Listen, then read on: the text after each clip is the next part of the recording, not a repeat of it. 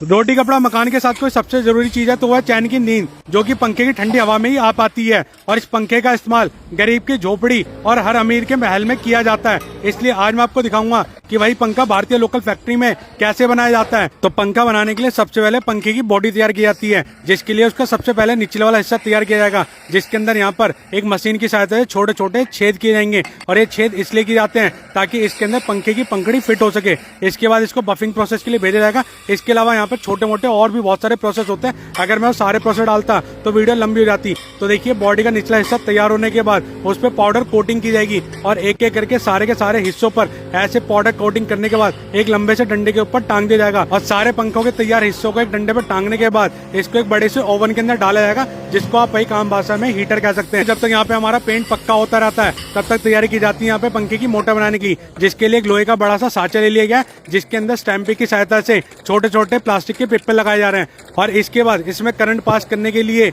मोटी मोटी तांबे की कोयलों का एक बंडल बनाकर इसके कोने पे फिट किया जाता है। तो देखिए, मशीन ऑटोमेटिक काम करती है, जिसकी सहायता से अपनी कोयल इन सारे स्टैंपिंग के अंदर एक एक करके आती रहती है। और ऐसा अंदर वाली और बाहर वाली दोनों लेयर के साथ किया जाता है, ताकि इसके अंदर अच्छी तरीके करंट पास हो सके और अपना पंखा बढ़िया तरीके से यहाँ पे काम कर सके। इसके बाद इस मोटर में जितनी भी तांबे की तार बाहर हो रही होती है, उसको बिजली करंट पास करने के लिए इसके अंदर प्लास्टिक के पाइप डाले जाएंगे। और उसके बाद यहाँ पे 3 तारों से कनेक्शन किया जाएगा, जिसके अंदर लाल, ब्लैक और येलो तार शामिल होती है। और सारी तारों का ज्वाइंट अच्छे से हो जाने के बाद इस पे एल्यूमिनियम का टाका लगाया जाएगा, ताकि अपनी तार कहीं भी इधर से उधर ना हिले। और सारी मोटर तैयार हो जाने के बाद इसकी टेस्टिंग की जाएगी कि इसके अंदर करंट अच्छे तरीके से पास हो रहा है नहीं हो रहा। और इसके बाद इन सारी मोटर को चमक देने के लिए एक केमिकल से भरे घोल के अंदर डाला जाएगा। तो देखिए, भैया जी यहाँ पे पूरा केमिकल का ड्राम लिया, जिसको एक बड़े से टब के अंदर खाली कर दिया। इसके बाद भैया जी अपनी सारी मोटर लेके आते हैं, इनको बढ़िया तरीके से केमिकल में घुमाते हैं, जिसके बाद आप देख ही सकते हैं कि अपनी मोटर का कलर कितना ही चमकदार हो चुका है। इसके बाद सारी चीजें तैयार हो जाती है, मोटर भी तैयार हो चुकी है, बॉडी भी तैयार हो चुकी है।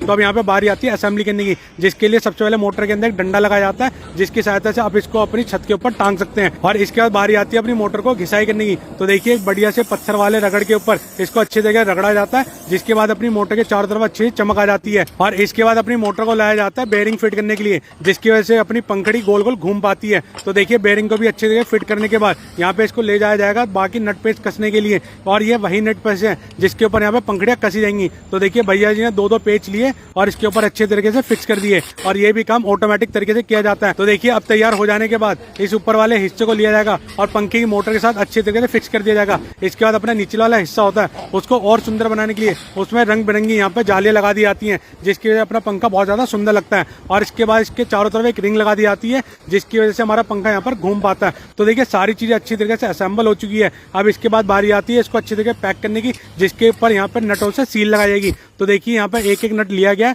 और यहाँ पे सील लगा दी गई है। तो पंखा भी अपना बढ़िया तरीके से घूमने लगा। और इसके बाद इसको चलाने के लिए इसके अंदर कंडेंसर लगाया जाता है। कंडेंसर भी उसी साइज का लगाया जाता है जिस साइज का यहाँ पर हमारा पंखा बनाया जाने वाला है। तो देखिए, पंखे के यहाँ पर सारे के सारे निचले वाले हिस्से बनके तैयार हो चुकी हैं। और एक बार यहाँ पे 100 से 150 पंखे पहले तैयार किए जाते हैं। फिर इनको टेस्टिंग के लिए एक बड़ी सी रेलगाड़ी जैसी मशीन पे लगा दिया जाता है, जहाँ पे पंखे लगातार घूमते रहते हैं। और मैं आपको बता दूं, इस मशीन पे लगभग यहाँ पे 150 से 200 पंखे लगे होते हैं, जिनको लगभग 1 घंटे के लिए टेस्ट किया जाता है। और जैसे अपने टेस्ट में पास हो जाते हैं, फिर इसको मीटर की सहायता से भी चेक किया जाता है। जब उसमें पास हो जाता है, फिर इसको आगे पैकिंग के प्रोसेस के लिए भेज दिया जाता है, जहाँ पे मोहतरमा इसकी अच्छे तरीके से साफ सफाई करती है। इसके ऊपर थोड़ा सा थिनर भी लगाती है, ताकि इसके अंदर जो भी धूल मिट्टी हो वो अच्छे से साफ हो सके। फिर इसको एक अच्छी सी पन्नी के अंदर पैक कर दिया जाता है, डब्बे में पैक करके आपके आसपास की मार्केटों में पंखड़ी के साथ भेज दिया जाता है, ताकि आप इसको आराम से अपने कमरे में लगा सके और ठंडी हवा का आनंद ले सके। आई होप आपको ये पंखा बनाने का वीडियो देखकर बहुत मजा आएगा। मजा आया तो इस वीडियो को लाइक करें, कमेंट करें, अपने दोस्तों जोर से इस वीडियो को शेयर करें।